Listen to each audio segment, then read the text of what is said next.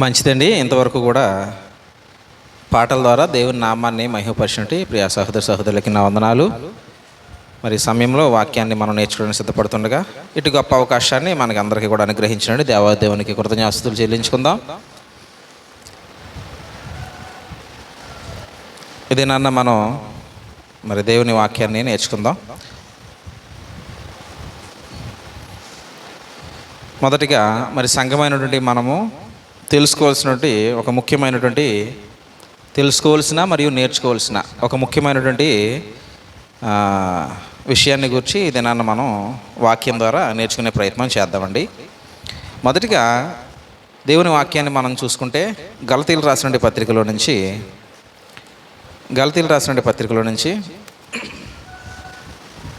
3వ అధ్యాయము గలతీలు రాసిన పత్రికలో నుంచి 3వ అధ్యాయము 27వ వచనాన్ని మనం అనేక పర్యాయాలు విన్నటువంటి ఒక పదాన్ని ఈరోజు మనం తీసుకుని మంచి విషయాన్ని నేర్చుకునేటువంటి ప్రయత్నం చేద్దాం. 3వ అధ్యాయము 27వ వచనం దగ్గర, క్రీస్తులోనికి బాప్తిసం పొందిన మీరందరూ క్రీస్తును ధరించుకుని ఉన్నారు. ఈ మాట మనందరికీ తెలిసినటువంటి మాట, చాలా పరిచయం ఉన్నటువంటి మాట. అనేక దైవజనుల నోట ఈ మాట మనకు వినిపిస్తూ ఉంటుంది. ఏంటంటే, క్రీస్తులోనికి బాప్తిసం పొందిన మనందరం కూడా క్రీస్తుని ధరించుకున్న వారము అనేటువంటి మాట. అయితే ఇక్కడ మనం ఒక విషయాన్ని ఆలోచన చేసుకునే ప్రయత్నం చేద్దాం. ముందు ఈ మాటను ఒకసారి చూస్తే, ధరించుకోవడం అనేటప్పటికీ మనం వేసుకునేటువంటి వస్త్రాలు అని క్రైస్తవ ప్రపంచం అక్కడ ఆగిపోయింది. ధరించుకోవడం అనేటప్పటికీ మనం వేసుకునేటువంటి వస్త్రాలు ఎలా అయితే కనిపిస్తున్నాయో మరి క్రీస్తు కూడా అలా కనిపించాలి కదా అనేటువంటి ఉదాహరణ మనం కూడా అది చెప్పుకుని ఉండొచ్చు చాలా పర్యాయాలు. అయితే కొంచెం లోతుగా దీన్ని ఆలోచన చేస్తే, క్రీస్తులోనికి అనేటువంటి మాటను తీసుకోవాలి. ముందు మనం ధరించుకున్నాం అనేటువంటి మాటను తీసుకున్నాం, మంచిదే. కానీ క్రీస్తులోనికి అనేటువంటి మాటను తీసుకుంటే మనం వస్త్రాల దగ్గర ఆగిపోం, పైన కనిపించేటువంటి అలంకరణ దగ్గర కూడా ఆగిపోం. కారణం ఏంటంటే, ధరించుకున్నటువంటి నేను ధరించుకోవడానికి ముందు క్రీస్తులోనికి ప్రవేశించాను అని అంటే, ఇప్పుడు చూడండి, వస్త్రాలు నేను వేసుకోవడం వేరు, ఏదైనా ఒక కట్టడంలోనికి నేను ప్రవేశించడం వేరు. వస్త్రాలు నేను వేసుకున్నప్పుడు ఇంకా నేను కనిపిస్తున్నాను, కానీ ఏదైనా ఒక కట్టడం లోపలికి నేను ప్రవేశించినప్పుడు కట్టడం మాత్రమే కనిపిస్తుంది, లోపలికి ప్రవేశించిన నేను కనిపించను. ఇంకొకటి ఏంటి అంటే, లోపలికి ప్రవేశించిన నేను మరలా బయటికి రావాలంటే ఆ కట్టడం నాకు అనుకూలంగా ఉంటేనే రావడానికి. లేదు, లోపలికి ప్రవేశించిన తర్వాత ఆ కట్టడం ద్వారం మూయబడే కట్టడం అని అనుకో, ఇక నేను బయటికి రావడానికే ఉండదు. క్రీస్తు అనేటువంటి ఆయన ఒక ద్వారంగా ఉండి మనల్ని లోపలికే ప్రవేశింపజేయుచున్నాడు. మనం యోహాను సువార్తలో చదివినప్పుడు, నేను గొర్రెలకు కాపరిని అని చెప్పాడు, మంచి కాపరిని అని చెప్పాడు. నేను గొర్రెలు ప్రవేశించు ద్వారమును అని కూడా చెప్పాడు. గొర్రెలు ప్రవేశించు ద్వారమును, నా ద్వారా ప్రవేశించేవాడు క్షేమంగా ఉంటాడు అని కూడా చెప్పాడు. అంటే మేయుచు, లోపలికి వెళ్ళుచు బయటికి వచ్చుచు మేయుచు ఆహారాన్ని భుజించు క్షేమంగా ఉంటాడు. ఎవరనంటే, నా ద్వారా లోపలికి ప్రవేశించేవాడు. ఆయన ద్వారా మనం ప్రవేశించడానికి ముందు మనం ఆయనలోనికి ప్రవేశించాం. దేవునిలోనికి లేదా ప్రభు యొక్క సంఘంలోనికి మనం ప్రవేశించాము అని అంటే, మనం క్రీస్తులోనికి ప్రవేశించాం అని అంటే, క్రీస్తుని బాగా హత్తుకుని ఉన్నాం, క్రీస్తుకి చాలా దగ్గరగా హత్తుకుని ఉన్నాం. మనం అందరం కూడా దూరంగా ఉన్నవారం కాదు, ఆయనకి మనం బాగా హత్తుకుని ఉన్నటువంటి వారము. కాబట్టి ఒకసారి మనం ఆలోచన చేద్దాం. ఇప్పుడు ఈ మాటను బట్టి క్రీస్తులోనికి ప్రవేశించినట్టే మనం క్రీస్తుని ఏ విధంగా హత్తుకుని ఉన్నాం అనేటువంటిది ఆలోచన చేద్దాం. క్రీస్తుని ఏ విధంగా హత్తుకుని ఉన్నాం? ఎందుకంటే ప్రవేశించిన వ్యక్తి అయితే హత్తుకునే ఉంటాడు. ప్రవేశించిన వాడు హత్తుకుని ఉంటాడా? ప్రవేశించిన వాడు హత్తుకుని ఉండడు. ప్రవేశించాను అని అనుకుని క్రీస్తుకి హత్తుకుని లేడనుకో, వాడు భ్రమలో ఉన్నాడు.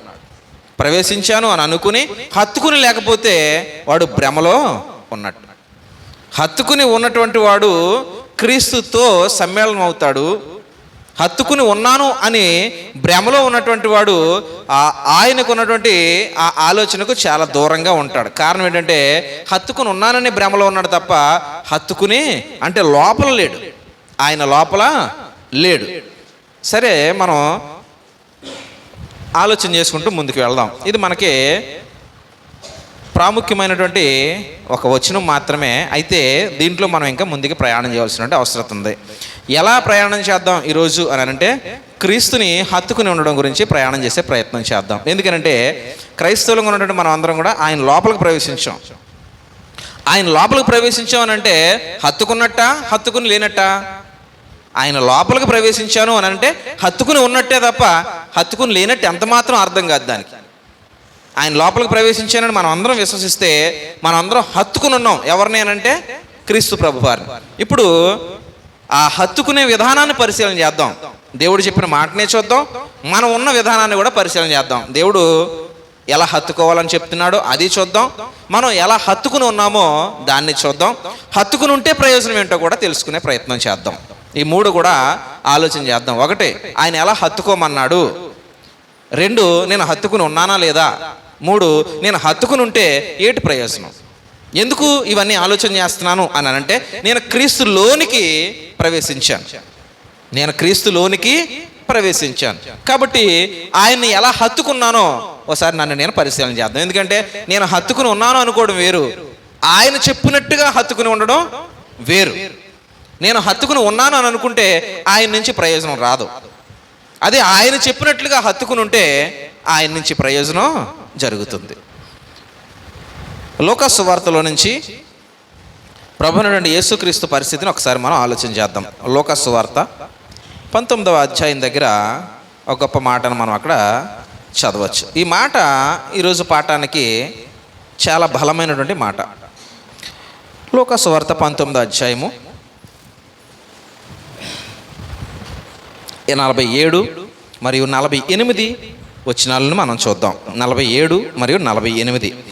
ఆయన ప్రతిదినము దేవాలయంలో బోధించుచున్నప్పుడు ప్రధాన యాజకులను, శాస్త్రులను, ప్రజలలో ప్రధానులను ఆయనను నాశనము చేయ జూచుచుండిరి అన్నాడు.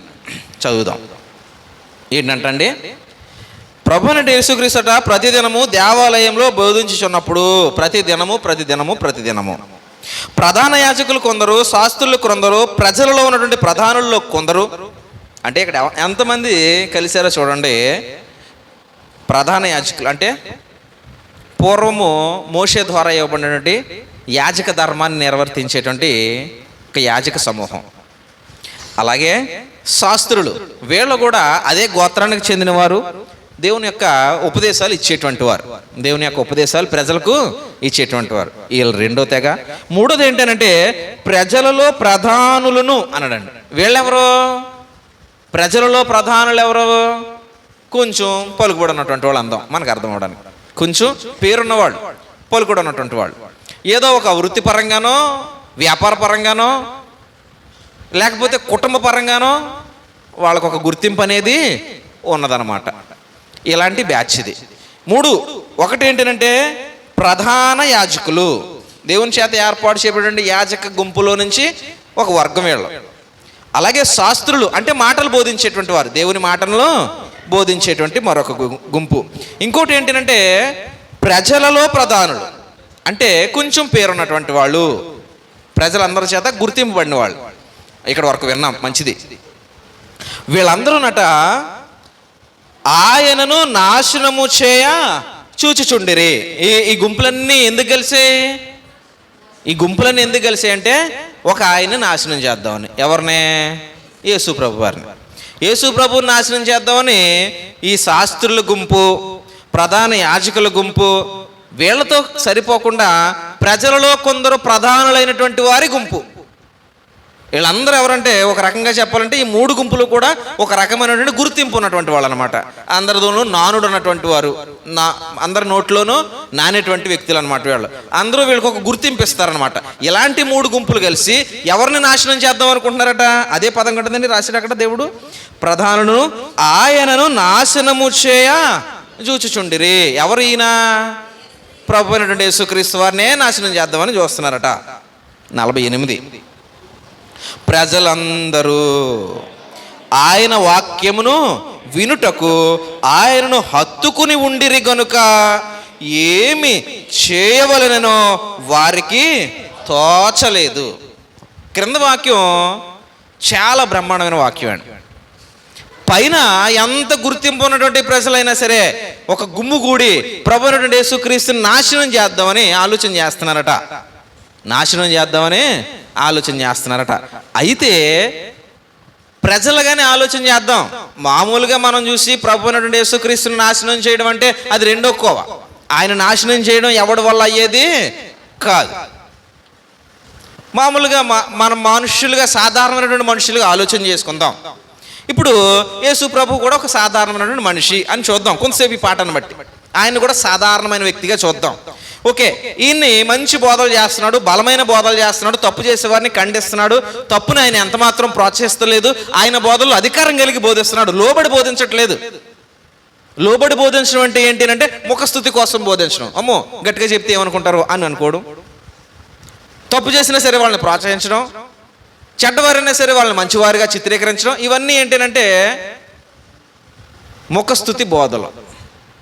ప్రభు యేసుక్రీస్తు తన జీవితంలో ఎప్పుడూ అలాంటి బోధలు చేయలేదు. ఎందుకు ఖండించి బోధించాడనంటే ఒక వ్యక్తి మార్పు కోసం ప్రభు ఈ లోకానికి వచ్చాడు. అదే ఖండించి బోధించాలని అపోస్తులకు ఎందుకు అప్పగించాడనంటే ప్రతి ఒక్క వ్యక్తి మార్పుని ప్రభువు కోరుకున్నాడు కాబట్టి అపోస్తులను కూడా అధికారం ఇచ్చి ఖండించి బోధించమన్నాడు. ఈ బోధలు నచ్చినటువంటి శాస్త్రుల గుంపు, ఈ బోధలు నచ్చినటువంటి ప్రధాన యాజకుల గుంపు, ఈ బోధలు నచ్చని ప్రజలలో కొందరు పెద్దలు, గుర్తింపు ఉన్నటువంటి వారి గుంపు, వీళ్ళందరూ ఏకమై ప్రభువైన యేసుక్రీస్తును నాశనం చేద్దాం అని అనుకున్నా. ప్రభువైన యేసుక్రీస్తు ఒకవేళ సాధారణమైన మనిషి అని అనుకుందాం. అయితే ఇక్కడ జరిగింది ఏంటి అంటే ప్రజలందరూ, ఇక మిగిలిన వాళ్ళు ఉన్నారు కదండి, మంచిని స్వీకరించేటువంటి మనుషులు ఎవరైతే ఉన్నారో వాళ్ళు, ప్రభువైన యేసుక్రీస్తు చెప్పేటువంటి మంచిని స్వీకరించడానికి ఇష్టపడినటువంటి మనుషులు ఎందరున్నారో వారందరి గురించి మాట్లాడుతూ ప్రజలందరూ ఆయన వాక్యమును వినుటకు ఆయనను హత్తుకుని ఉండిరి గనుక అన్నాడు. వీళ్ళందరూ ఏదో గూడు పుట్టని చేస్తున్నారు, ప్రభువైన యేసుక్రీస్తుని ఏదో చేసేద్దాము అని. అయితే వాళ్ళు ఎంత గూడు పుట్టాన్ని చేసినా కానీ సాధారణంగా ఉన్నటువంటి ప్రజలందరూ కూడా అంటే సత్యం కొరకు నిలబడిన వారు మరియు వాక్యాన్ని వినాలనేటువంటి ఆశ ఉన్నటువంటి వారు ఎవరితో కలిసి ఉన్నారంటే ప్రభువుని హత్తుకుని ఉన్నారు. ప్రభు దగ్గర నుంచోలేదు, ఆయన్ని హత్తుకుని ఉన్నారు. అట్టి కారణాన్ని బట్టి ప్రజలందరూ ఆయన వాక్యమును వినుటకు ఆయనను హత్తుకుని ఉండిరి గనుక ఏమీ చేయవలెనో వారికి ఏంటి ఏమవుతుంది? ఎప్పుడైతే ప్రభుతో వీళ్ళందరూ హత్తుకుని ఉన్నారో ఈ ఐక్యత చూసినటువంటి ఆ గుంపులు, ఆ విరోధ గుంపులు ఆలోచన సైతం మర్చిపోయారు. ఏమి చెయ్యాలో కూడా వారికి ప్రభువుని నాశనం చేద్దాం అనుకుంటున్నారు. కాకపోతే అక్కడ ఆయన హత్తుకుని ప్రజలందరూ ఉంటున్నారు. ఎందుకు అనంటే వాక్యం కొరకు. ఎందుకు? ప్రభువులో వారు చూసిన ప్రత్యేకత ఏంటి అనంటే వాక్యం. వారు ఏం చూశారండి? వాక్యం చూశారు. కాబట్టి ఆయన బోధ కోసం, ఆయన మాట కోసం ఆయన్ని హత్తుకుని ఎందరైతే ఉన్నారో వారందరి బలం ఏం చేస్తుందనంటే ఎంత చెడ్డ ఆలోచనతోటి కొన్ని గుంపులు కలిసిన, ఆ శాస్త్రుల గుంపు కావచ్చు, ప్రధాన యాజకుల గుంపు కావచ్చు, ప్రజలలో కొందరు పెద్దల గుంపు కావచ్చు, ఎన్ని గుంపులు కలిసినా ఈ సాధారణమైనటువంటి ప్రజలు వాక్యం కొరకు, సత్యం కొరకు ప్రభువుని హత్తుకున్న విధానాన్ని బట్టి, ఈ ఐక్యతను బట్టి అట్టు ఎదురుగా ఉన్నటువంటి శత్రుముఖ ఏం చెయ్యాలో కూడా తెలియక ఆలోచన మర్చిపోయారు అనేటువంటిది చూస్తున్నాం. అంటే మనకి ఇక్కడ కనిపించేది ఏంటి మొదట అని అంటే ప్రభువుని హత్తుకుని ఉండడంలో నీ ప్రత్యేకత అంటూ ఉండకూడదు. నీలో ప్రభువు, మీ అందరిలో ప్రభువు మాత్రమే కనిపిస్తే అక్కడ ఐక్యత అనేది కనిపిస్తుంది. ఆ ఐక్యతను బట్టి ప్రభువుని కానీ ఆయన సంఘాన్ని కానీ లోకం ఏమీ చేయలేదు అని. ప్రభు సంఘాన్ని లోకం ఏం చేద్దామని ఆలోచించినా, ఎన్ని తంత్రాలు కుతంత్రాలు పన్నినా, ఆయన్ని హత్తుకున్న వారు ఆయనలో ఉన్నట్టుగా ఉంటే, ఆయన చూస్తున్నట్టుగానో ఆయన వింటున్నట్టు మాత్రమే కాదు, ఆయనలో ఉన్నట్టుగా, అంటే ఆయనలో ప్రవేశించాను, నేను ధరించుకుని ఉన్నవాడినే, అయితే నా వస్త్రం వలే కాదు, వస్త్రం ధరించుకున్నదైతే నా పని అయిన తర్వాత వస్త్రాన్ని తీసి పక్కన పెట్టేటువంటి వాడిగా ఉంటాను. వస్త్రాన్ని ధరించుకున్నట్టు కాదు, కానీ నేను ఆయనలోనికే ప్రవేశించాను. ఇక తీస్తే ఆయనే నన్ను తీయాలి తప్ప నేను ఆయన లోపలికి వెళ్ళిపోయాను, అంటే ఆయన్ని హత్తుకున్నవాడిగా ఉన్నాను. కాబట్టి మనమందరం ప్రభువుని హత్తుకున్న వారంగా ఉంటే ఐక్యత ప్రపంచానికి కనిపిస్తుంది. దేవుడు దీన్నే కోరుకున్నాడు. ఎఫెసీ పత్రికలో మనం 4వ అధ్యాయాన్ని ప్రారంభపు వచనాన్ని కానీ మనం ఒకసారి ఆలోచన చేయడానికి ప్రయత్నం చేస్తే అందులో ఏమంటాడంటే, ఆత్మ కలిగించు ఐక్యతను కాపాడుకునేటందు మనందరం కూడా శ్రద్ధగా ఉండాలంటాడు. ఆత్మ ఐక్యతనిస్తుంది, ఎందుకంటే ఆత్మ ఒక్కడే అందరిలో ఉన్నాడు. ఆ ఒక్క ఆలోచన అందరిలోనూ పుట్టిస్తాడు. మనం ఆత్మను కలిగి లేనట్లయితే, మనం తెలిసి తెలియని బాప్తిస్మం తీసుకుంటే ఆత్మను కలిగి ఉండలేమండి. తెలిసి తెలియని బాప్తిస్మం తీసుకుంటే ఆత్మను కలిగి ఉండలేం. పూర్ణంగా మనం తెలుసుకుని ప్రభువు నా రక్షకుడని అంగీకరించి తీసుకున్నటువంటి బాప్తిస్మం ద్వారా మనం ఆత్మను పొందుకుంటాం, ఆయన సంఘానికి కట్టబడతాం. ఆ ఆత్మ ఒక్కడే కనుక మనలో ఉన్నటువంటి ఆ ఆత్మ ఒకే ఆలోచన ఇస్తాడు.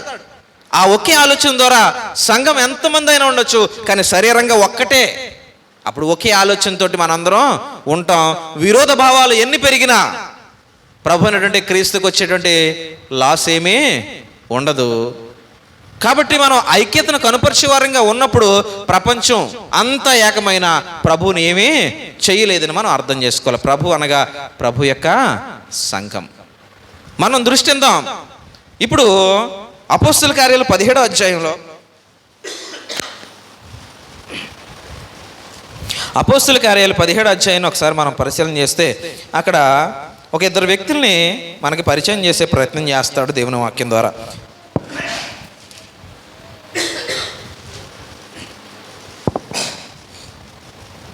17వ అధ్యాయము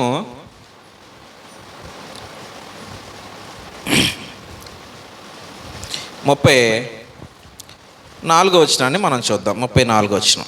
అయితే కొందరు మనుష్యులు అతని హత్తుకుని విశ్వసించిరి. వారిలో అరియోపిగుడైన థియోసియును దమరియు అను ఒక స్త్రీయు వారితో కూడా మరి కొందరు ఉండిరి అనడండి. ఇక్కడ పౌలు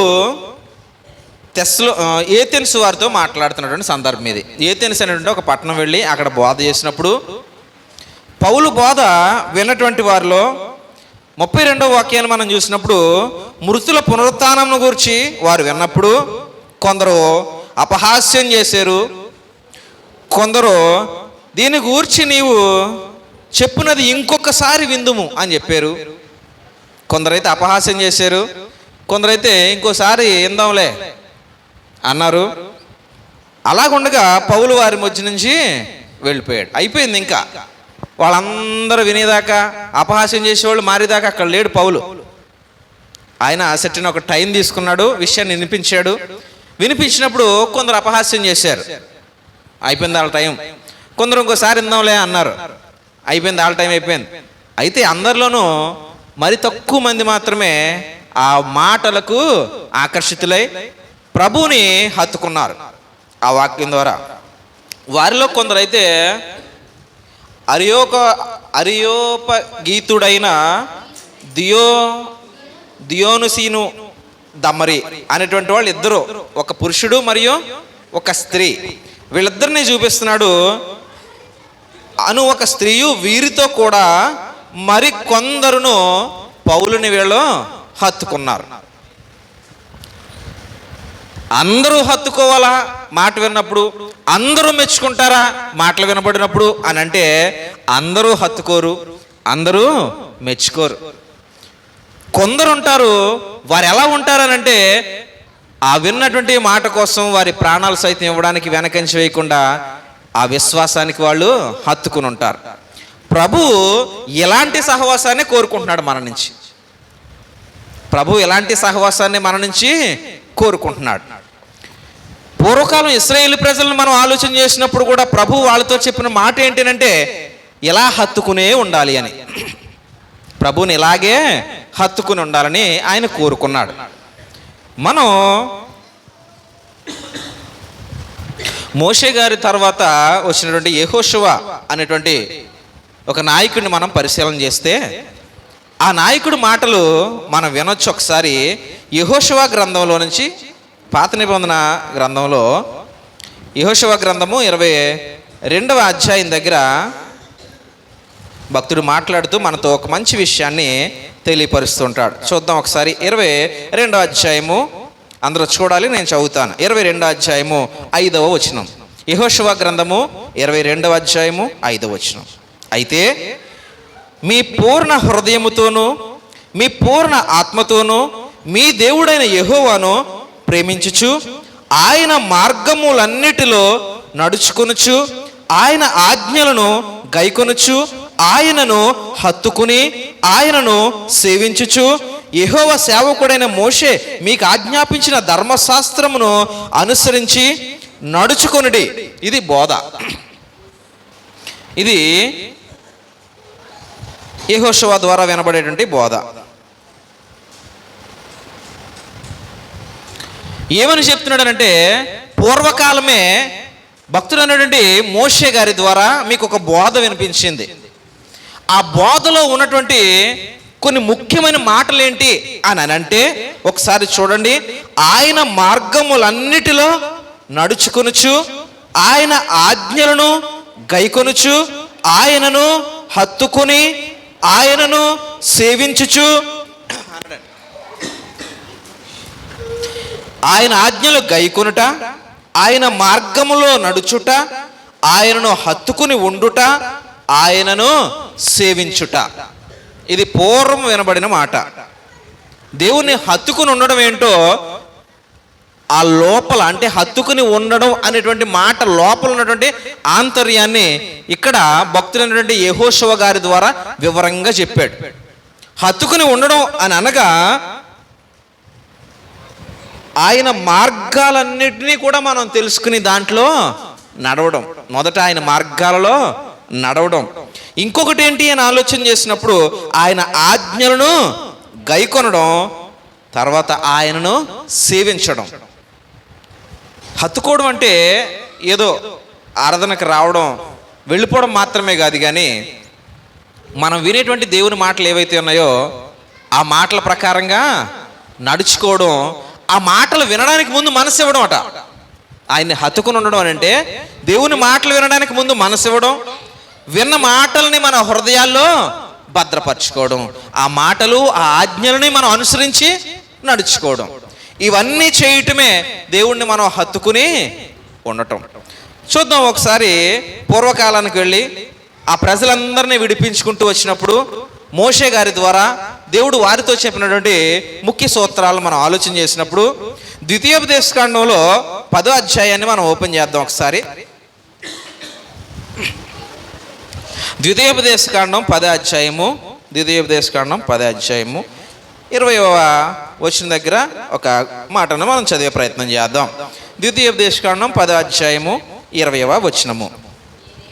నీ దేవుడైన యెహోవాకు భయపడి ఆయనను సేవించి ఆయనను హత్తుకుని ఆయన నామమున ప్రమాణము చేయవలను అన్నాడు. ఇక్కడ ఏమన్నాడనంటే దేవుడైన యెహోవాకు భయపడి.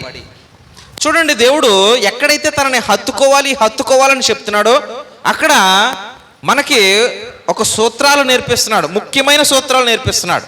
హత్తుకోవడం అని అంటే ఆయన మాటలు వినడం అని, హత్తుకోవడం అని అంటే ఆయన ఆజ్ఞలను గైకొనడం అని, హత్తుకోవడం అని అంటే ఆయన్ని సేవించడం అని, హత్తుకోవడం అని అంటే ఇక్కడ చెప్పాడు, ఇంకొక మాట చెప్పాడు, భయపడడం అని, ఆయన నామమునకు భయపడడం. ఏమండి, మనం దేవునికి భయపడకపోతే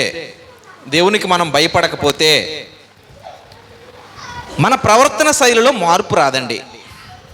ఒకటి, మనం దేవునికి భయపడడం ప్రారంభిస్తే మన ప్రవర్తన శైలిలో మార్పు వస్తుంది. ఎందుకనంటే నేను ఏదైనా మాట మాట్లాడాలనుకున్నప్పుడు దేవుని యొక్క భయం కలిగిన వాడిని అయితే ఈ మాట మాట్లాడడం ద్వారా ఏదైనా సమస్య వస్తుందేమో అని. ఎక్కడి నుంచి సమస్య? ఒకటి మనిషి నుంచి, మరి ముఖ్యమైనది దేవుని నుంచి. ఈ మాట మాట్లాడడం ద్వారా, ఇలా నేను తిట్టడం ద్వారా, ఇలా ఆలోచించడం ద్వారా, ఇలా అసహ్యపడడం ద్వారా, ఇలా నేను ఈర్ష చూపడం ద్వారా, ఇలా ద్వేషాన్ని పెంచుకోవడం ద్వారా, భయపడినప్పుడు వచ్చేటువంటి ఆలోచన ఇదంతా కూడా. మనం భయపడినప్పుడు వచ్చే ఆలోచన ఇవి నేను కలిగి ఉండడం ద్వారా ముఖ్యంగా నేను దేవునికి బాధ పుట్టిస్తున్నానేమో, దేవుని కోపానికి కానీ నేను గురవుతానేమో, దేవుని కోపానికి కానీ నేను గురవుతానేమో. ఈ భయం మనలో పుట్టించేటువంటి ఆలోచన అండి ఇది. భయం లేదనుకోండి, చూడండి, పిల్లల తండ్రికి భయపడలేదనుకో, ఇక బయట ఏం చేయడానికి కూడా ఆలోచించరు వాళ్ళు. పిల్లల తండ్రికి భయపడకపోతే బయట ఏం చేయడానికి ఆలోచించరు. ఎందుకని? మా తండ్రి వలన మాకేమీ సమస్య రాదు అని. భార్య భర్తకు భయపడలేదనుకో, భార్య భర్తకు భయపడలేదనుకో, తను ఏ తప్పు చేయడానికి కూడా ఆలోచించదు. కారణం ఏమిటి? నా భర్త నన్నేమీ చెయ్యడు అనేటువంటిది, ఏమీ అనడు, ఏమీ అనలేడు అనేటువంటి ధైర్యం. ఈ భయం కోల్పోయినప్పుడు పిల్లలు తండ్రికి లోబడి బ్రతకరు, వాళ్ళు మంచి భవిష్యత్తు పొందుకోలేరు. భార్య భర్తకు లోబడి బ్రతకదు, మంచి సంసార జీవితాన్ని ముందుకి కొనసాగించలేదు. అలాగే యవనస్తులు పెద్దలకు భయపడరు, వారు వృద్ధి చెందుకొలది, అనగా వారు పెద్దవాళ్ళు అయ్యే కొలది మంచి క్రమశిక్షణ వాళ్ళు పొందుకోను లేరు. భయం లేనప్పుడు జరిగేటువంటి నష్టం ఏమిటి అని అంటే, భవిష్యత్తులో నీకు మంచి గుర్తింపు ఉండదు. భవిష్యత్తులో నీకు మంచి గుర్తింపు, మంచి పేరు ఉండదు. కారణం భర్తకి నువ్వు భయపడలేదు, కారణం తండ్రికి నువ్వు భయపడలేదు, కారణం పెద్దలకు నువ్వు భయపడలేదు. భయం అనేది ఒక మనిషికి విధేయత నేర్పిస్తుందండి. భయం అనేది ఒక మనిషికి విధేయత నేర్పిస్తుంది. ఎప్పుడైతే భర్తకు భయపడతావో విధేయత నేర్పిస్తుంది, ఎప్పుడైతే తండ్రికి భయపడతామో ఒక విధేయత నేర్పిస్తుంది, ఎప్పుడైతే పెద్దలకి గౌరవంతో కూడిన భయాన్ని మనం నేర్చుకుంటామో విధేయత నేర్చుకుంటాం. ఈ భయం ఎక్కడ మనకు లేకపోతే విధేయత మన మనసుకి రాదండి. విధేయత మన మనసుకి రాదు. కాబట్టి దేవునికి మనం భయపడడం అనేది చాలా ప్రాముఖ్యమైన విషయం. ఇశ్రాయేలు ప్రజలు ఐగుప్తు నుంచి బయటకు వస్తున్నప్పుడు మొదటిగా ఆ ప్రజల యొక్క సమూహానికి అంతటికి కూడా దేవుడిచ్చేటువంటి ఆజ్ఞ ఇదే: నీ దేవుడైన యెహోవాకు భయపడాలి నువ్వు, ఆయన్ని సేవించాలి నువ్వు, ఆయన్ని హత్తుకోవాలి నువ్వు. ఎందుకని? ఎందుకు దేవుణ్ణి హత్తుకోవాలి అని అంటే, దేవుణ్ణి హత్తుకోవడం ద్వారానండి ఆయన యొక్క లక్షణాలు మనకి అలవాటు అవుతాయి. ఆయన యొక్క లక్షణాలు మనకే అలవాటు అవుతాయి. చెడుని హత్తుకుని ఉంటే చెడు అలవాటు అవుతుంది, మంచిని హత్తుకుని ఉంటే మంచి అలవాటు అవుతుంది. మనం హత్తుకుని ఉన్నదాన్ని బట్టే మన పరిస్థితులు మారతాయి. మనం దేన్ని హత్తుకుంటున్నామో ఒకసారి తెలియాలి. లోకాన్ని హత్తుకుని ఉంటే మనలో శరీరాశ, నేత్రాశ, జీవపడంబము అభివృద్ధి చెందుతాయి. దేవుణ్ణి హత్తుకుని ఉంటే మనలో నీతి, న్యాయము, యథార్థత, పరిశుద్ధత, పవిత్రత అభివృద్ధి చెందుతాయి. నువ్వు హత్తుకుని ఉండేదాన్ని బట్టే నీ అభివృద్ధి ఉంటుంది. కాబట్టి మనం దేవుణ్ణి ఎందుకు హత్తుకోవాలని దేవుడు కోరుకుంటున్నాడో మనం అర్థం చేసుకోవాలి. ఆయన్ని హత్తుకుని ఉండడం ద్వారా ఆయన లక్షణాలు మనకు వస్తాయి. ఆయనలో ప్రేమ వస్తుంది, ఆయనలో దీర్ఘశాంతం వస్తుంది, ఆయనలో పరిశుద్ధత వస్తుంది, ఆయనలో పవిత్రత వస్తుంది, ఆయనలో యథార్థత వస్తుంది, ఆయనలో నీతి. ఇవన్నీ కూడా గొప్ప లక్షణాలు. ఈ లక్షణాలన్నీ మనకు రావాలనే ఉద్దేశంతో దేవుడు మనల్ని నన్ను హత్తుకుని ఉండాలి అని కోరుకుంటున్నాడు. ఇలా హత్తుకుని ఉండడం ద్వారా దేవుని యొక్క గొప్పతనాన్ని మనం అందరం కలిగి ఉంటాం. ఇలా సమూహంగా మనం అందరం ఒకరినొకరు హత్తుకుని ఉండడం ద్వారా క్రీస్తు ప్రభు యొక్క ఐక్యత ప్రపంచానికి కనిపిస్తుంది, లోకానికి కనిపిస్తుంది. అప్పుడు క్రీస్తు ప్రభు మీద విరోధ బుద్ధితో ఎవరున్నా ఆ విరోధ బుద్ధితో ఉన్నటువంటి వారికి ఆలోచన సైతము రాదట. ప్రభువుని నాశనం చేద్దామని శాస్త్రులు ఒక గుంపు కూడారు, ప్రధాన యాజకులు ఒక గుంపు కూడారు, ప్రజలలో పెద్దలు ఒక గుంపు కూడారు. మనం లోకసువార్త 19వ అధ్యాయం చివరి వచనాన్ని చూసినప్పుడు. కానీ ఎన్ని గుంపులు కూడినా ప్రభువుని హత్తుకుని ఉన్నటువంటి ప్రజల యొక్క ఐక్యతను బట్టి వారు ఏం చేయాలో కూడా ఆలోచన కూడా వారికి రాలేదు. ఇశ్రాయేలు ప్రజలు వారందరూ కూడా దేవుణ్ణి హత్తుకుని ఉన్నన్ని దినాలు లోకం ఏమనుకుందో ఒకసారి మీ అందరికీ తెలిసింది చెప్పండి. ఇదే యెహోషువ నేతృత్వంలో ప్రజలు ముందుకు వచ్చారు. ముందుకు వచ్చినప్పుడు యెరికో పట్టణాన్ని ఎదుర్కోవాల్సినటువంటి కాలం ఎదురయ్యింది.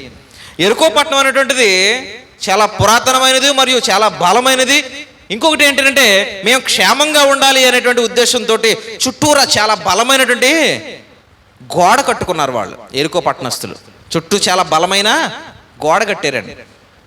ఆ గోడను చూసి ఇక మాకు ఏమీ కాదు, మేము చాలా భద్రంగా ఉన్నాం, ఏ మనిషి కూడా దాన్ని పడగొట్టలేడు, మా దగ్గరికి రాలేడు అనేటువంటి ధైర్యంతో ఉన్నటువంటి ఒక యెరికో పట్టణం దేవునితోటి హత్తుకున్నటువంటి ప్రజల సమూహాన్ని చూసి వారి గుండెలు అవిసిపోయాయనే పదాన్ని రాశారు.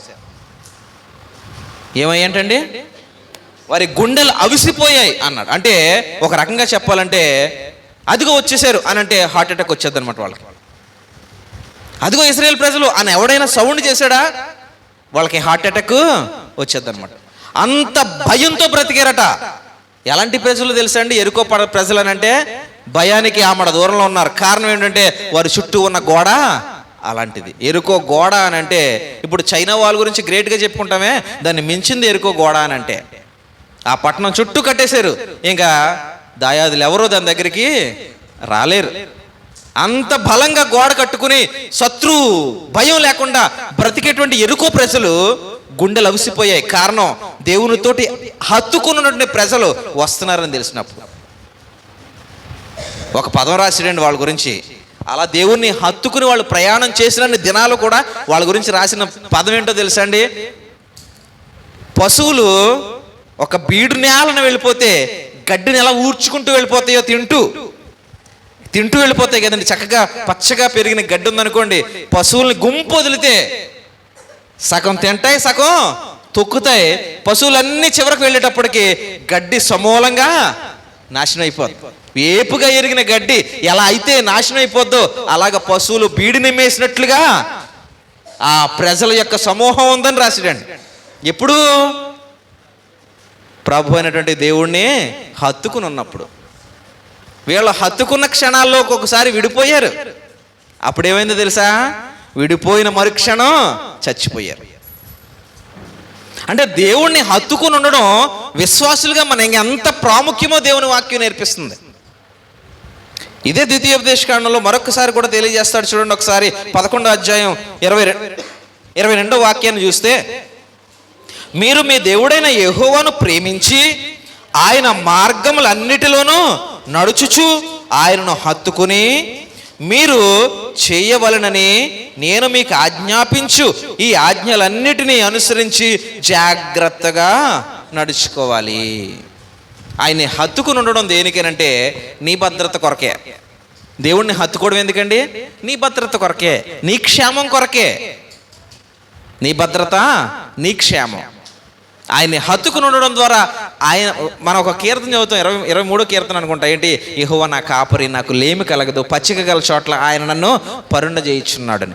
ఎందుకనంటే ఆయన అదుపాజ్ఞలలో, ఆయన కనుసన్నల్లో, ఆయన భద్రతలో మనం ఉంటే మనకి క్షేమం, మనకే క్షేమం అండి. ఒక రాజుని చూద్దాం. రాజుల 2వ గ్రంథంలో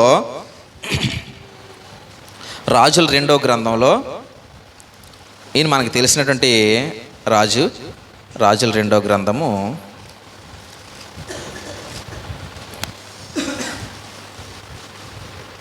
18వ అధ్యాయము. రాజుల 2వ గ్రంథము 18వ అధ్యాయము 6 మరియు 7 వచనాలని మనం పరిశీలన చేద్దాం. రాజుల 2వ గ్రంథం 18వ అధ్యాయము 6వ వచనం మరియు 7వ వచనం కూడా చూద్దాం. ఏమంటాడనంటే, అతడు యెహోవాను హత్తుకుని ఆయనను వెంబడించుటలో వెనుక తీయక ఆయన మోషేకు ఆజ్ఞాపించిన ఆజ్ఞలన్నిటినీ గైకొనుచుండెను. కావున యెహోవా అతనికి తోడుగా ఉండెను. తాను వెళ్ళిన చోట నెల్ల అతడు జయము పొందెను అన్నాడు. చాలు, అక్కడ వరకు చాలు.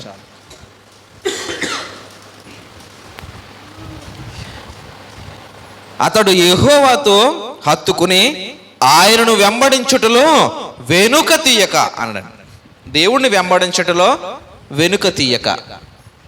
మనం ఎప్పుడు వెనుక తీస్తాం? కొన్ని పరిస్థితులు మనల్ని దేవునికి దూరం చేస్తూ ఉంటాయి.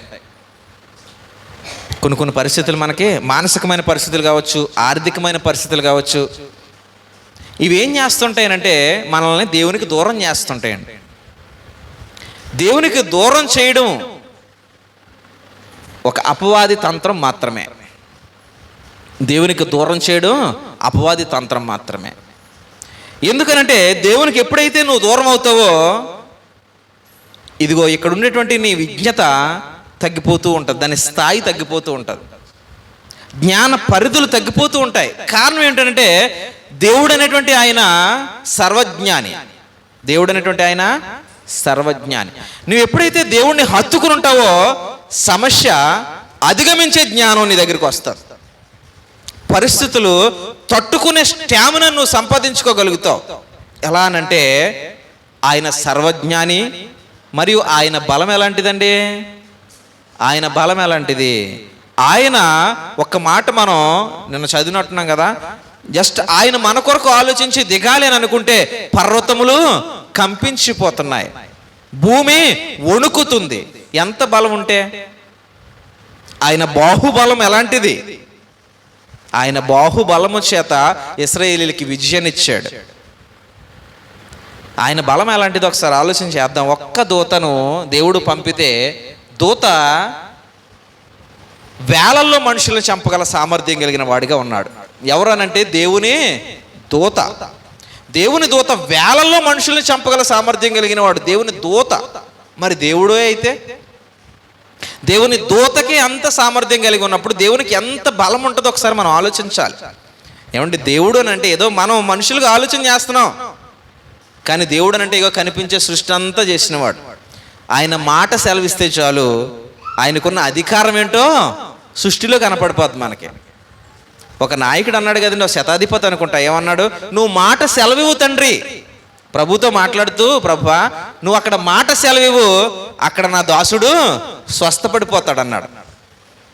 నేను కూడా ఒక అధికారినే, నాకెందో కొంతమంది పని చేస్తున్నారు, నేను అలా వెళ్ళంటే అలా వెళ్తారు, అది పట్టుకురా అంటే అది పట్టుకొస్తారు. అంటే అధికారానికి ఉన్నటువంటి గొప్పతనం ఏంటో నాకు తెలుసు. అయితే నా అధికారం ఈ 100 మంది మీద మాత్రమే, నీ అధికారం సృష్టి మీద అని తెలుసుకున్నాడు ఆయన. అంటే నువ్వు ఇక్కడ మాట సెలవివు, అక్కడ ఉన్నటువంటి ఆ జ్వరమో లేకపోతే బలహీనతో ఏదైనా కావచ్చు, వెంటనే అది దూరం అయిపోద్ది, నీ గర్దింపుకు లోబడుతుంది. బలహీనత నీ గర్దింపుకి లోబడి దూరంగా వెళ్ళిపోద్ది. దేవునికి ఉన్నటువంటి శక్తి మనకు అర్థమైతే ఆయన్ని ఎంతగా హత్తుకోవాలో అర్థమవుద్ది మనకి. ఆయన్ని ఎంత ఎక్కువ హత్తుకుని ఉంటే అంత క్షేమం మన కుటుంబాలకు. ఆయన్ని హత్తుకుని ఉండడం ద్వారా నేర్పేదేంటి? మనకి నేర్పేదేంటి? మంచిగా చెడా, అవినీత నీత? ఆయన్ని హత్తుకుని ఉండడం ద్వారా మనకి మంచి నేర్పిస్తాడు. ఆయనకి హత్తుకుని ఉండడం ద్వారా అందరినీ ప్రేమించే గుణం నేర్పిస్తాడు. ఆయనకి హత్తుకుని ఉండడం ద్వారా అందరినీ గౌరవించే లక్షణం నేర్పిస్తాడు. అందరితో మనం కూడా మంచి అనిపించుకునే వారిలా మనల్ని మార్చాలి, అలాగే వీరిని పెంచాలి అని అనుకుంటాడు దేవుడు. అందుకే నన్ను హత్తుకుని ఉండండి, నన్ను హత్తుకుని ఉండండి, నా దగ్గర మీరుంటే నావన్నీ మీవే. నా దగ్గర నన్ను హత్తుకుని ఉంటే నావన్నీ మీవే. నన్ను హత్తుకుని ఉండడం అంటే నా మాటలు వినడం, నన్ను హత్తుకుని ఉండడం అంటే నా ఆజ్ఞలు వినడం, నన్ను హత్తుకుని ఉండడం అంటే నన్ను మీరు స్మరించడం, నన్ను హత్తుకుని ఉండడం అంటే నాకు భయపడడం, నన్ను హత్తుకుని ఉండడం అంటే నా మార్గముల్లో నడవడం. కాబట్టి మనం ప్రభువుని ఎంతవరకు హత్తుకుని ఉన్నామో ఒకసారి ఆలోచించుకోవాలి. ఆయన్ని హత్తుకుని ఉంటే ఆ బలమే వేరు. ప్రపంచం అంతా ఒక్కటైనా ప్రభువుని ఏమీ చేయలేదు. మనం అదే చూస్తాం మొదట చదివినటువంటి వాక్యాన్ని బట్టి. కాబట్టి ఆయన్ని హత్తుకుని ఉండేటువంటి మనం ఎలాంటి మనసు కలిగి ఉంటున్నామో కూడా ఆలోచించాలి ఒకసారి. ఆయన్ని హత్తుకుని ఉండడం ద్వారా ఎక్కడికి వెళ్ళినా విజయమే. ఇక్కడ మనం ఈయన చూసాం ఎవరినేనంటే, ఇక్కడ రాజులు రెండో గ్రంథం 18వ అధ్యాయం చూసాం. ఆయన ఎవరో తెల్లదు కదా మనకి. సందర్భం ఏంటంటే, అక్కడ విషయం ఏంటి అంటే రాజు హిజ్కియా రాజు. తెలుసు కదండి ఈయన మనకి. హిజ్కియా రాజు గురించి తెలుసు. ఈయన చాలా మంచి ఉత్తమమైనటువంటి రాజు అండి. ఈయన 5వ వచనాన్ని ఒకసారి చదివితే ఈ రాజు గురించి చెప్తాడు. అక్కడ 5వ వచనం చదివితే, ఇతడు ఇశ్రాయేలు దేవుడైన యెహోవా యందు విశ్వాసముంచిన వాడు, అతని తరువాత వచ్చిన యోధారాజులలోను అతని పూర్వీకులైన రాజులలోను అతనితో సమానుడైన వాడు ఒకడును లేడు. దేంట్లో సమానుడు? బలంలోనా? బుద్ధిలోనా, జ్ఞానంలోనా అని అంటే దేవుణ్ణి హత్తుకుని ఉండడంలో, భక్తిలోను, విశ్వాసంలోను, దేవుణ్ణి పూజించేటువంటి క్రమంలోను, దేవునికి భయపడేటువంటి విధానంలోను అతని ముందున్నటువంటి రాజులు కానీ అతని తర్వాత వచ్చిన రాజులు కానీ ఇతన్ని దాటలేరట. అంటే ఇతను పోటీలో ముందున్నాడు. ఏ పోటీలో అని అంటే దేవుణ్ణి హత్తుకుని ఉండే పోటీలో. ఆయన నేను ధరించుకున్న వాడిని మాత్రమే కాదు, ఆయన లోనికి ప్రవేశించాననే ఆలోచన అది. ఆయన లోనికి ప్రవేశించాను, లోపలికి ప్రవేశించాను, పక్కన నిలబడలేదు, నేను లోపలికే ప్రవేశించాను. ఇంత బుద్ధి కలిగినటువంటి భక్తి చేశాడు కాబట్టి హిజ్కియా చూడండి 7వ వచనం చూసినప్పుడు, కావున యెహోవా అతనికి తోడుగా ఉండెను, తాను వెళ్ళిన చోటనెల్లా అతడు జయము పొందెను అన్నాడండి. వెళ్ళిన చోటనెల్లా అతడు జయం పొందాను. ఇంకా దేని మీద జయం పొందాడు మన అందరికీ తెలుసు. దేని మీద? మరణం మీద కూడా. హిజ్కియా మరణానికి వెళ్ళాడు, మరణకరమైనటువంటి రోగం వచ్చింది, దేవుణ్ణి వేడుకున్నాడు. ఎందుకు హిజ్కియా ప్రార్థన దేవుడు విన్నాడు? ఎందుకనంటే అతని ముందటి తరాల్లో రాజులు కానీ అతని తర్వాత వచ్చిన తరాల్లో రాజులు కానీ హిజ్కియా అంత గొప్ప భక్తి చేసిన వారు ఎవరు లేరు. ఓ శత్రురాజు వచ్చాడండి హిజ్కియాని భయపెడేద్దామని. ఆ రాజు సేన వచ్చారు, హిజ్కియా ముందు నిలబడ్డారు, ఎన్నో ప్రగల్భాలు పలికారు. హిజ్కియా ఒక్కటే చేశాడు, దేవుని సన్నిధిలోకి వెళ్ళి దేవుణ్ణి గోజాడాడు అంతే. దేవా, అదిగో సెన్హరీబ్ వచ్చాడు, వాళ్ళ సైన్యం వచ్చింది, నా మీద పడుతున్నారు, ప్రజలకు భయాన్ని పుట్టిస్తున్నారు, ప్రజలలో ఉన్న ధైర్యాన్ని దూరం చేసే మాటలు పలుకుతున్నారు. ఆడేమంటాడు తెలుసా అండి? మీరు ఆ హిజ్కియాని నమ్ముకున్నారా? హిజ్కియా కానీ హిజ్కియా నమ్ముకున్న దేవుడు కానీ మిమ్మల్ని కాపాడలేడు. నేను ఎవరో తెలుసా? ఎన్ని దేశాలను గెలుచుకుని వచ్చానో తెలుసా? వారి దేశాలకి వారి దేవుళ్ళు లేరా? వారందరూ నా చేతిలో ఓడిపోలేదా? ఇప్పుడు మీరున్నారు, మీరే తర్వాత ఓడిపోయేది. ఆ హిజ్కియాని నమ్ముకుని మీరు మోసపోకండి అన్నాడండి. ఆ సెన్హరీబు, రబ్షకే అనేటువంటి పేరు ఉంటుందండి, వాళ్ళ రాజులు, వాడు సైన్యాధిపతి. ఇలాంటి మాటలు పలికితే హిజ్కియా ప్రజలు భయపడుతుంటే హిజ్కియా చేసింది ఏంటంటే దేవుని సన్నిధికి పోయాడు. అయ్యా, పరిస్థితి ఇలా ఉంది, సహాయం చేసేవాడు నీవే అని దేవుణ్ణి వేడుకున్నాడు. ఎందుకనంటే హిజ్కియా హత్తుకుని ఉన్నది ఎవరినే? సైన్యాన్ని నేను నమ్ముకున్నాను అనుకోలేదు. నెబుకద్నెజర్ లాగా ధనాన్ని నేను నమ్ముకున్నాను అని అనుకోలేదు. ధనవంతుడిలాగా దేవుణ్ణి నమ్ముకున్నాను, నాకు సహాయకుడు ఆయనే అన్నాడు దావీదు భక్తుడిలాగా. దావీదు అలాగే మాట్లాడాడు తన జీవిత దినాలన్నీ కూడా. ఎన్నున్నా కానీ దేవుని దగ్గర నేను తగ్గే ఉంటాను, దేవుని తర్వాతే నాకు అన్నీ అనేటువంటి మనసు కలిగిన వాడు దావీదు. ఎందుకంటే ఆయన్ని హత్తుకుని ఉంటే అలాంటి స్వస్థ బుద్ధి మనకు వస్తుందండి, మంచి బుద్ధి మనకు వస్తుందండి. దేవుణ్ణి హత్తుకుని ఉండడం ద్వారా మనం గరుకైనటువంటి స్వభావం కలిగిన వారమే కావచ్చు, కానీ దేవుణ్ణి హత్తుకుని ఉండడం ద్వారా ఆయన మృదు స్వభావం మనకు వస్తుంది. దేవుని హత్తుకుని ఉండడం ద్వారా మనమేం చెడిపోం. దేవుని హత్తుకుని ఉంటే చెడిపోతామా? దేవుని సన్నిధికి వస్తే చెడిపోతామా? దేవునికి ప్రార్థన చేస్తే చెడిపోతామా?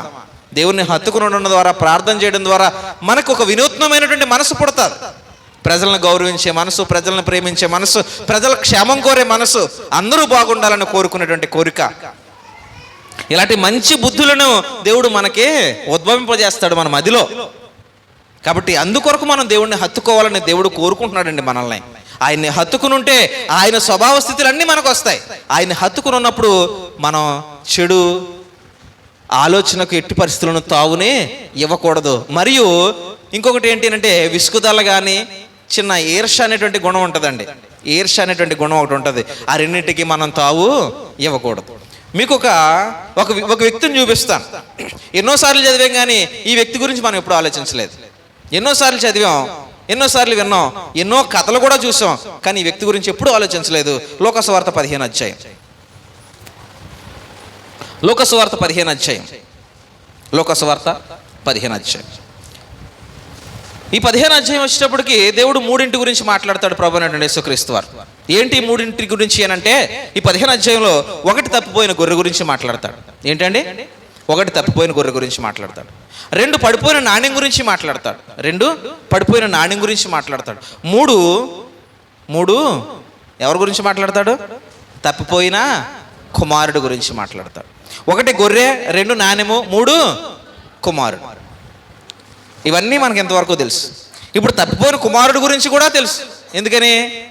అతను తప్పిపోయిన కుమారుడే నా తండ్రి అన్నాడు, కానీ నిజానికి వాడు తెలిసి బయటికి వెళ్ళిపోయినాడు కదండి. వదిలి వెళ్ళిపోయినాడు వాడు. కానీ తండ్రి ప్రేమ ఏం చేసిందంటే తప్పిపోయాడు అన్నాడు. వాడు తప్పిపోయినవాడు కాదు, వదిలి వెళ్ళిపోయినాడు. కానీ తండ్రి ప్రేమ తప్పిపోయాడు అన్నాడు. సరే, ఇంతవరకు ఓకే కదా మనకి, ఇవన్నీ తెలిసిన విషయాలే. కానీ ఆలోచించిన వాడు ఎవరు అని అంటే ఇంటి దగ్గర ఉన్న కుమారుడు. ఎవరండి? ఇంటి దగ్గర ఉన్న కుమారుడు. ఈయన గురించి మనం ఎప్పుడు ఆలోచించలేదు. ఈయన ఇంటి దగ్గరే కదా ఉన్నాడు అనుకున్నాం. కానీ ఎప్పుడు మనం విన్నా కానీ తప్పిపోయిన కుమారుడు గురించి విన్నాం, కానీ ఇంటికాడే ఉన్న కుమారుడిని వినలేదు. ఈ ఇంటికాడ ఉన్నటువంటి కుమారుడు ఎవరంటే హత్తుకునున్న కుమారుడు. ఎవరండి? హత్తుకునున్న కుమారుడు. ఇప్పుడు అనుకోవచ్చు, ఈ హత్తుకునున్న కుమారుడు ఆయన ఆజ్ఞలు వింటున్నాడు, ఆయన మాట ప్రకారంగా నడుచుకుంటున్నాడు, ఆయన్ని సేవిస్తున్నాడు, ఆయనకి భయపడుతున్నాడు, ఆయనకి లోబడి ఉంటున్నాడు, ఇవన్నీ చేస్తున్నాడు. ఎవరండి? ఇంటికాడ ఉన్నటువంటి కుమారుడు. మనం ముందుకెళ్ళి చూసొచ్చాం కదా, అక్కడ ఉన్నటువంటి మాటలన్నీ ఏంటంటే మీరు నన్ను హత్తుకుని ఉండాలి అని అంటే నన్ను మీరు స్మరించాలి లేదా సేవించాలి, నాకు మీరు భయపడాలి, అలాగే నా ఆజ్ఞలను గైకొనాలి, నా మాటలకు చెవినివ్వాలి. ఇవే కదా చూసాం హత్తుకుని ఉన్నప్పుడు. ఇలా ఉంటే హిజ్కియాని చూసాం. హిజ్కియా హత్తుకుని ఉన్నాడు కాబట్టి అతను ఎక్కడికి వెళ్ళినా దేవుడు అతనికి జయాన్ని ఇచ్చాడు, క్షేమాన్ని ఇచ్చాడు, యుద్ధంలో విజయాన్ని ఇచ్చాడు. మరణం వచ్చినప్పుడు తనకి జీవాన్ని ఇచ్చాడు. హిజ్కియాకి హత్తుకుని ఉన్నాడు కాబట్టి. హిజ్కియా లక్షణం వేరు. అతని ముందు కానీ అతని తర్వాత కానీ అలా హత్తుకుని ఉన్నవారు లేరు అనే సాక్ష్యాన్ని పొందాడు దేవుని ద్వారా. ఇంటికాడ ఉన్న కుమారుడు దగ్గరికి వచ్చాం ఇప్పుడు మనం. ఇంటికాడ ఉన్న కుమారుడు. ఇప్పుడు ఈ కుమారుడు లక్షణం ఏంటి? ఇతను అంటాడు వాళ్ళ తండ్రితో మాట్లాడుతూ 29వ వచనం 15వ అధ్యాయం 29వ వచనం. అందుకు అతడు తన తండ్రితో, ఇదిగో ఇన్ని ఏళ్ల నుండి నిన్ను సేవించుచున్నానే, నీ ఆజ్ఞను ఎన్నడూను మీరలేదే. అయినను నా స్నేహితులతో సంతోషపడినట్లు నీవు నాకెన్నడూను ఒక మేకపిల్లనైనను ఇవ్వలేదు. అయితే నీ ఆస్తిని వేశ్యలతో తినివేసిన ఈ కుమారుడు రాగానే వీని కొరకు క్రొవ్విన పశువును వధించుచున్నావని చెప్పాను అన్నాడు. ఇప్పుడు ఈ కుమారుడు మనసు మనకు అర్థం కావాలి. ఎవరు ఈ వ్యక్తి? ఎవరు? ఇంటి దగ్గర ఉన్న కుమారుడు. ఎక్కడికో వెళ్ళిపోయి తిరిగి వచ్చిన కుమారుడు గురించి మనం చూడట్లేదు. వినేసాం, ఆయన గురించి ఎన్నోసార్లు వినేసాం. కానీ ఇంటికాడ ఉన్న కుమారుడు ఆలోచన చూస్తున్నాం. హత్తుకుని ఉన్న కుమారుడు ఆలోచన చేస్తున్నాం. హత్తుకుని ఉన్న కుమారుడు అంటే ఏమి నేర్చుకోవాలని దేవుడు ఆశపడుతున్నాడు. నిజానికి నా మనసు నువ్వు సొంతం చేసుకోవాలి. దేవుడు ఆశ ఇది. నన్ను హత్తుకుని ఉన్నవాడు నా మనసు సొంతం చేసుకోవాలి. నన్ను హత్తుకుని ఉన్నవాడు నా బుద్ధిని వాడు తెలుసుకుని ఆ బుద్ధిని కలిగి ఉండాలి. నన్ను సొంతం చేసుకున్నవాడు నా లక్షణాలు కలిగి ఉండాలి, నా ప్రేమ కలిగి ఉండాలి, నా వ్యక్తిత్వం కలిగి ఉండాలి, నా ఔన్నత్యాన్ని కలిగి ఉండాలి. దేవుడు కోరుకునేది ఇది. హిజ్కియా అలాగే ఉన్నాడు కాబట్టి హిజ్కియాకు దేవుడు చేసినటువంటి సహాయం తన దక్షిణ హస్తాన్ని తోడుగా హిజ్కియాకు ఉంచాడు. మరి ఇక్కడ ఈ పాఠంలో ఈ లోకసువార్తలో తండ్రి దగ్గర ఉన్నటువంటి కొడుకును చూస్తే కొడుకు మనసు ఎలాగుందనంటే ఇంకా చిన్న ఈర్ష్యతో నిండి ఉంది. ఎలాగుందండి? ఈర్ష్యతో నిండి ఉంది. తండ్రి సంతోషపడుతున్నాడు అని అంటే తండ్రితో పాటు నేను సంతోషపడాలి అనుకోవాలి. ఎప్పుడు? తండ్రి మనసు సొంతం చేసుకున్నవాడైతే, తండ్రి మనసు సొంతం చేసుకున్నవాడైతే, తండ్రి మనసు తెలుసుకున్నవాడైతే, ఆ తండ్రి మనసు ప్రకారంగా నడిచేవాడైతే ఆ కుమారుడు వచ్చాడు, నా తండ్రి సంతోషపడుతున్నాడు, నేను నా తండ్రితో కలిసి సంతోషపడాలన్నమాట ఈ సమయంలో. ఎందుకని? నా తండ్రి మనసే నా మనసు. నా తండ్రి ఏమి ఆలోచన చేస్తే ఆ ప్రకారంగానే నేను వెళ్ళిపోవాలి అనుకునేటువంటి హత్తుకున్న కుమారులు చేయాల్సింది తండ్రి ఆలోచనను బట్టి ఆనందించడం, తండ్రి బాధను బట్టి బాధపడడం. ఇక్కడ తండ్రి సంతోషపడుతుంటే కుమారుడిలో ఈర్ష్య కనిపించింది. ఏం కనిపించిందండి? ఈర్ష్య. ఏమంటున్నాడంటే, ఇన్నాళ్ళు నేను నీ దగ్గరే ఉన్నాను, నన్ను బట్టి నువ్వు ఎప్పుడూ ఇంతలాగా చేయలేదు. అదిగో తప్పిపోయినటువంటి ఆ కొడుకు వచ్చేటప్పటికి నువ్వు చాలా సంతోషం చూపించేస్తున్నావు అంటున్నాడండి. చాలా సంతోషం చూపించేస్తున్నావు అంటున్నాడు. అయితే తప్పిపోయిన కొడుకు వచ్చినప్పుడు మరి ఆ వ్యక్తి ఎవరు? వెళ్ళిపోయిన ఆ వ్యక్తి ఎవరు అని అంటే నీతో కలిసినటువంటి సహపౌరుడే కదా, నీతో కలిసి ఈ తండ్రి కుమారుడే కదా, మరి ఆ కుమారుడి మీద నీకెందుకు ప్రేమ లేదు? ఈ తండ్రిని హత్తుకున్నప్పుడు ఆ తండ్రి ప్రేమనే కదా నువ్వు కలిగి ఉండాలి. ఈ తండ్రిని హత్తుకున్నప్పుడు అదే ప్రేమను నువ్వు కలిగి ఉండాలి. తండ్రికి ఉన్న ప్రేమ ఒకటైతే నీ ప్రేమ మరొకటైంది. మరి నువ్వు ఏ విధంగా హత్తుకుని ఉన్నావు? నువ్వు ఏ విధంగా హత్తుకుని ఉన్నావు ఒకసారి ఆలోచన చేయాలి మనం. ఎందుకంటే కొన్ని మన ఇంట్లో కూడా ఇలాంటివి వస్తూ ఉంటాయండి. చిన్న చిన్నగా, మరి దాన్ని ఏమనాలో నాకు తెలియదు కానీ ఇలా చిన్న ఈర్ష పుడుతూ ఉంటుంది. అలా చూస్తున్నాం ఇలా చూస్తున్నాం అనేటువంటి మాట. కానీ సంఘంలో ఇది ప్రభు యొక్క గృహం, తండ్రి పిల్లలు మనం అందరం. ఇక్కడ వాళ్ళని అలా చూస్తారు వీళ్ళని ఇలా చూస్తారు అని రాకూడదు. సమయాన్ని బట్టి ఇప్పుడు బలహీనత ఎవరికి ఉందో వారి కొరకేనండి ప్రార్థన చేస్తాం. చూసారా, ఆత్మాలు సోదరులు సంటిబాబు కొరకే ప్రార్థన చేస్తున్నారు. వాళ్ళు అన్నారు అనుకో, బలహీనత ఉన్నప్పుడు ఆయన కొరకే చేస్తారు, బలహీనత ఉన్నప్పుడు నీకు చేస్తారు. ఎవరికి బలహీనత అంటే సమయాన్ని బట్టి నీ పేరు ఉచ్చరింపబడుతుంది, సమయాన్ని బట్టి నీ గురించి మాట్లాడబడుతుంది. ఆ సమయం లేనప్పుడు నువ్వు మామూలుగా ఉంటావు. ఎందుకని నీ ఇంట్లో నువ్వు ఉన్నావు, కానీ ఎవరో ప్రత్యేకంగా ఉన్నప్పుడు వాళ్ళ కోసం మాత్రమే సౌండ్ వినబడుతుంది. పలానా రాజ్కుమార్ గారు అంటాం, లేకపోతే పలానా చిన్నారి అని అంటాం. అంటే ఆ ప్రత్యేకత ఉన్నప్పుడే ఆ మాట వినబడుతుంది తప్ప అస్మాలు అందరి పేర్లు చదవరు కదా. అందరూ ఇక్కడే ఉన్నాం, కానీ ఎవరికో సమస్య, ఎవరికో ఒక అవసరమో, ఎవరికో ఏదో వస్తుంది, దాన్ని బట్టి ఆ పేరు మనం ప్రకటించడమో, వారి గురించి మాట్లాడడమో, వారిని ధైర్యపరచడమో, వారిని ఆదరించడమో వారికే జరుగుతుంది ప్రత్యేకంగా. కారణం అలాంటి సందర్భం ఎదురైంది కాబట్టి. మనం అందరం దేవుణ్ణి హత్తుకుని ఉన్నవారం అయితే అందరం దేవునితో పాటు కలిసి ఆ మనసు కలిగి వాళ్ళ గురించే ఆలోచన చేయాలి. అప్పుడు ఈ తప్పిపోయి వచ్చినటువంటి కుమారుడు గురించి ఇంటి దగ్గరే ఉన్నటువంటి కుమారుడు ఆలోచించాల్సింది ఏంటంటే, తండ్రి సంతోషపడుతున్నాడనంటే దాంట్లో నేను కూడా పాలిభాగస్తం పొందాలి, నేను కూడా భాగస్వామ్యుడినే నా తండ్రి ఆనందంలో అనుకోకుండా నీ దగ్గరే ఉన్నాను, ఆడొచ్చేటప్పటికి మాత్రం నువ్వు ఓ ఆనందం, ఇన్నాళ్ళు నేను నీ దగ్గరే ఉన్నా నన్ను మాత్రం. ఇది మానవ కోణంలో ఆలోచన. ఇలా మానవులు అనుకుంటారండి. ఇలా మానవులు అంటే సాధారణంగా లోక సంబంధులు అనుకుంటారు. కానీ దైవ ప్రేమ తెలిసినటువంటి వారు సమయాన్ని బట్టి అలాంటి సిచ్యువేషన్ ఎదురైంది కాబట్టి వారితో కలిసి మనం, దేవునితో కలిసి మనం అనుకుంటారు. ఇది ఐక్యతలో ఉన్నటువంటిది. హత్తుకుని ఉన్నవారు అందరూ కలిసి ఉన్నప్పుడే బలం ప్రపంచానికి తెలిసింది. ప్రభువైన యేసుక్రీస్తు సందర్భాన్ని చూసినప్పుడు అందరూ శాస్త్రులందరూ ఏకమైన, ధర్మశాస్త్ర ఉపదేశకులందరూ ఏకమైన, అక్కడున్న ప్రజల్లో పెద్దలందరూ ఏకమైన, ప్రభువుని ఏదో చేద్దామని అనుకున్న, ప్రభువుని హత్తుకుని ఉన్నవారు ఐక్యతతో ఉన్నారు కాబట్టి వారు ఏం చేయాలో వారికి ఆలోచనే తోచలేదని చదివాం మన మాటలో. ఈ హత్తుకుని ఉన్న వారిలో విభేదాలు వచ్చాయనుకో, ఒకరి గురించి ఒకరు ఏదేదో చెప్పుకుంటున్నాం అనుకో, ఏమవుతుంది అప్పుడు? ఐక్యతలో బలం ఉంటుందా? ఐక్యతలో బలం ఉంటుందా అండి? ఒకరి గురించి ఒకరు మనం తప్పుడుగా ఆలోచించుకున్నా, ఒకరి గురించి ఒకరు మనం చెడుగా చెప్పుకున్నా, బలహీనతలోనికి చీడ, అది బలంలోనికి చీడ పట్టినట్టే. చూడండి, బలంగా ఉన్న కర్రకి చెద పురుగులు పట్టాయి అనుకోండి, ఏమవుతుందండి? చెద పైకి కనిపించదు, లోపల తినేస్తుంది. ఒకసారి మనం కర్ర బలంగా ఉందేమో అనుకుని ఇలా లాగితే కర్ర వెంటనే ఇరిగిపోద్ది. కారణం ఏంటంటే కనిపించని ఆ చెద బలమైన కర్రను సైతం బలహీనపరుస్తుంది. అలాగే మన మనసులో ఉన్నటువంటి ఈర్ష కానీ, ద్వేషం కానీ, అసూయ కానీ ఏం చేస్తాయనంటే ఐక్యతను బలహీనపరుస్తాయి, సంఘానికి ఉన్నటువంటి బలాన్ని బలహీనపరుస్తాయి.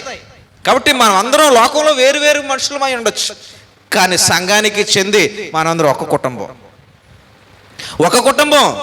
ఒకవేళ ఒకళ్ళు చెడ్డోళ్ళు ఉండొచ్చు, ఒకళ్ళు మంచోళ్ళు ఉండొచ్చు, కానీ మంచోళ్ళు చెడ్డోళ్ళ కొరకు ప్రార్థన చేయాలి, చెడ్డోళ్ళు మంచోళ్ళ మారాలని ప్రయాసపడాలి. అంతే తప్ప ఒకరి గురించి ఒకరు సాటింపులు వేసుకోకూడదండి. సాటింపు వేసే లక్షణం ఎవరిదండి? అపవాదిదండి. సాటింపు వేసే లక్షణం అపవాది. అపవాది పేరంటేనే అపవాదులు వేసేవాడు అని. అపవాదులు వేసేవాడు, నిందలు వేసేవాడని మనం ప్రకటన గ్రంథంలో చూస్తే, దేవుని ముందు నిలబడి దేవుని బిడ్డల పైన వాడు ఎప్పుడు కూడా ఆ తప్పుదము ఈ తప్పుదము మోపుతూనే ఉంటాడంట. ఆ తప్పుదము ఈ తప్పుదము మోపుతూనే ఉంటాడంట. ఇది అపవాది లక్షణం. అంటే మన సహోదరుల పైన తప్పు మోపడం అనేటువంటి లక్షణం అది దేవుని లక్షణం కాదు. ఎంత మాత్రం తప్పు ఉంటుంది ఏమండి, తప్పు ఉండదా అండి? ఉంటాయి తప్పులు, చిన్న చిన్న పొరపాట్లు ఉండక మానవు. కానీ వాటన్నిటినీ సరి చేసుకునేది, వాటన్నిటినీ సమపరుచుకునేది, దైవ లక్షణాలు కలిగిన వారుగా మార్చుకునేదే సంఘం. తప్పులు ఎత్తి చూపుకునేది కాదు, తప్పులు సరి చేసుకునేది సంఘం. కాబట్టి మనం దేవుణ్ణి హత్తుకున్న వారమైతే, ప్రభువుని హత్తుకున్న వారమైతే, ఇదిగో ఇక్కడ తండ్రితో పాటు ఉన్న కుమారుడు ఆలోచనలో ఉండకూడదు మందే. ఆ కుమారుడు ఆలోచన ఎలాగుందనంటే, ఆ చిన్న కుమారుడు రాగానే చిన్న ఈర్ష్య కనిపించింది. వాడిని వేరుగా చూడాలి, నాలా చూడకూడదనే భావం కనిపించింది. కానీ తండ్రి తన్ని గుర్తించి వచ్చిన వారందరినీ ఒకలాగే చూసేవాడు. విశ్వప్రేమికుడు, మన దేవుడు అని నిరూపించడానికి అక్కడ తండ్రి మాట్లాడుతున్నాడు. ఒకసారి విందాం. 31 వచనం. అందుకతడు, తండ్రి మాట్లాడుతున్నాడు, అందుకతడు, కుమారుడా, నీవెల్లప్పుడూ నాతో కూడా ఉన్నావు, నావన్నీ నీవి, మనము సంతోషపడి ఆనందించుట యుక్తమే. ఈ నీ తమ్ముడు చనిపోయి తిరిగి బ్రతికెను, తప్పిపోయి దొరికెనని అతనితో చెప్పిన. అయిపోయింది అక్కడితో స్టోరీ. ఇంకా అవకాశం ఇవ్వలేదు, ఇంకా కొడుక్కి అవకాశం ఇవ్వలేదు. ఇక్కడ యేసుప్రభు చెప్పినటువంటి ఈ వృత్తాంతంలో అంటే ఏంటి ఇక్కడ అర్థం అంటే, దేవుడు చివరిగా ఒక డిసిషన్ తీసుకుంటున్నాడు. ఏంటి? నాతో ఉన్నారా, నావన్నీ మీ అని అంటే ఏంటి? నా మనస్సు నీది, నా ఆలోచన నీది, నా గుణం నీది, నా ప్రేమ నీది. నువ్వు దీంట్లో నుంచి వేరుగా లేవు. కాబట్టి నాలాగే నువ్వు ఆలోచన చెయ్యాలి తప్ప వేరుగా ఆలోచన చెయ్యొద్దు అని ఆపేసాడండి. ఇంకా అలా కాదు ఇలా కాదు అన్నాక అవకాశం లేదిక. చివరిగా ఆయన ఒక డిసిషన్ తీశాడు. నమ్మి బాప్తిసం పొందినవాడు రక్షింపబడును, నమ్మని వానికి శిక్ష విధింపబడును అని ఒక డిసిషన్కి వచ్చేసాడా లేదా?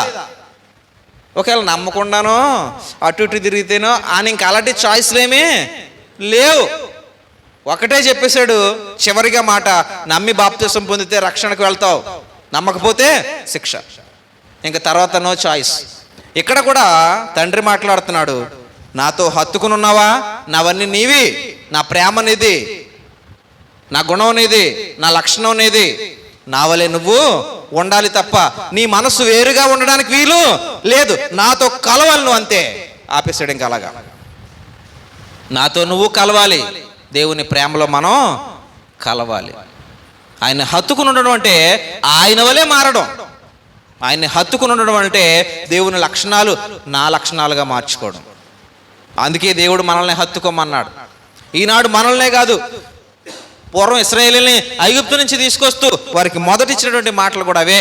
మీరు నన్ను హత్తుకుని ఉండాలి, నన్ను సేవించాలి, నన్ను గౌరవించాలి, నా మాటలను నా ఆజ్ఞలను నీ హృదయంలో భద్రం చేసుకోవాలి, నాకు భయపడాలి, నాకు మీరు భయపడాలి. హత్తుకుని ఉండడం అంటే ఇది. ఆయనకి భయపడి లోబడి సేవిస్తూ ఆయన్ని గౌరవిస్తూ ఆయన ఆజ్ఞలను మన మధ్యలో దాచుకుంటూ వాటి ప్రకారంగా మన జీవితాలను కట్టుకుంటే మనం హిజ్కియాలమే అవుతాం. మనం కూడా హిజ్కియాలమే అవుతాం. హిజ్కియా గురించి ఒక పదం చదివాం. దేవుని వెంబడించట్లో ఆయన హత్తుకుని ఉండటంలో ఏనాడు ఏ విధంగానూ వెనక తీయలేదు అని. అంటే వెనకడుగు వెయ్యలేదు హిజ్కియా. ఎప్పుడు వేసినా దేవునితో ముందుకి అడుగులు వేసాడు. కానీ ఈరోజు కుదరలేదు, ఈరోజు బాగోలేదు, కొంచెం అలాగుంది ఇలా ఉందని వెనక్కి అడుగులు వేయలేదట హిజ్కియా. అందుకే ఎక్కడికి వెళ్ళినా విజయంతో నిలబడ్డాడు. చివరికి మరణం దగ్గరికి వెళ్ళినా అక్కడ కూడా విజయంతో నిలబడ్డాడు హిజ్కియా. కారణం దేవుణ్ణి హత్తుకుని ఉండడం. హత్తుకుని ఉండడం అంటే ఆయన మనస్సును మన మనస్సుగా మార్చుకోవడమే తప్ప ఇదిగో దగ్గరున్న కుమారుల ఈర్షతో హత్తుకుని ఉండడం కాదు, ద్వేషంతో హత్తుకుని ఉండడం కాదు, మనసులో ఏదో చిన్న దుర్బుద్ధి పెట్టుకుని హత్తుకుని ఉండడం కాదు. ప్రభువుని అలా హత్తుకుని ఉంటే అలాంటి వ్యక్తి బలమైన కర్రకు చెదబట్టినట్టే. ఆ కర్ర బలంగా పైకి కనిపిస్తూనే ఉంటుంది, కానీ చెద తిని ఆ బలాన్ని దూరం చేసి కర్ర విరిగిపోయేలా చేస్తుంది. కాబట్టి సంఘం అలా ఉండకూడదని దేవుడు కోరుకుంటున్నాడు. ఆత్మ నీలో ఉంటే ఐక్యత ఇస్తుంది. ఆ ఐక్యత అందరినీ బలపరుస్తుంది, అందరినీ సంకటిస్తుంది, అందరూ ఒక్క మాట మీదకి వచ్చేలా చేస్తుంది. ఆ ఆత్మ నీకు ఇచ్చే బలాన్ని బట్టి నువ్వు లోకాన్ని జయించవచ్చు, లోకాన్ని జయించవచ్చు. లోకాన్ని జయించేటువంటి బలము మన విశ్వాసం. కాబట్టి మనం అందరం విశ్వాసులం, అవిశ్వాసులం కాదు. దేవుని నమ్మిన వారు, దేవుని ద్వారా పరలోకం వెళ్ళాలని ఆశపడేవారు, దేవుని ఆశీస్సులతో మన కుటుంబాలు క్షేమంగా ఉండాలని కోరుకునేవాళ్ళం. కాబట్టి దేవుడే మన కుటుంబాలకు అధిపతి, దేవుడే మనల్ని నడిపించాడని నమ్మి వచ్చిన వారు. కాబట్టి మన నమ్మికకు తగినట్లుగా ఆయన్ని మనం హత్తుకుని ఆయన మాటకు విధేయత చూపిస్తే మనకి మన జీవితాల్లో దేవుడు హిజ్కియాకి ఇచ్చిన విజయాలు ఇవ్వక మానడు. మనం ఈ కుమారుడు వలె ధ్యాసంతో బ్రతికితే కుమారుని గర్దించాడే చివరిలో, నావన్నీ నీవే, నావన్నీ నీవే, కాబట్టి నావలే నీవు ఉండాలి, దట్స్ ఆల్. ఇక నీకు వేరే చాయిస్ లేదు. కాబట్టి మనం దేవుని హత్తుకుని ఉంటే దేవుని ప్రేమతో, దేవుని యథార్థతతో, దేవుని పరిశుద్ధతతో మనం కలిసి ఉండాలి. అంతేగాని శరీర సంబంధమైన కార్యాలతో మనకి ఏ సంబంధం లేదు. ఆత్మ ఫలాలు కలిగిన వాడు దేవుడు, ఆ ఫలాలు ఫలించేవారు ఆయన బిడ్డలుగా మనం. అలాగా మనం దేవుణ్ణి హత్తుకుని వృద్ధి చెందాలని ప్రేమతో కోరుతూ ఈ మాటలు ముగిస్తున్నాను. అందరికీ నా వందనాలు.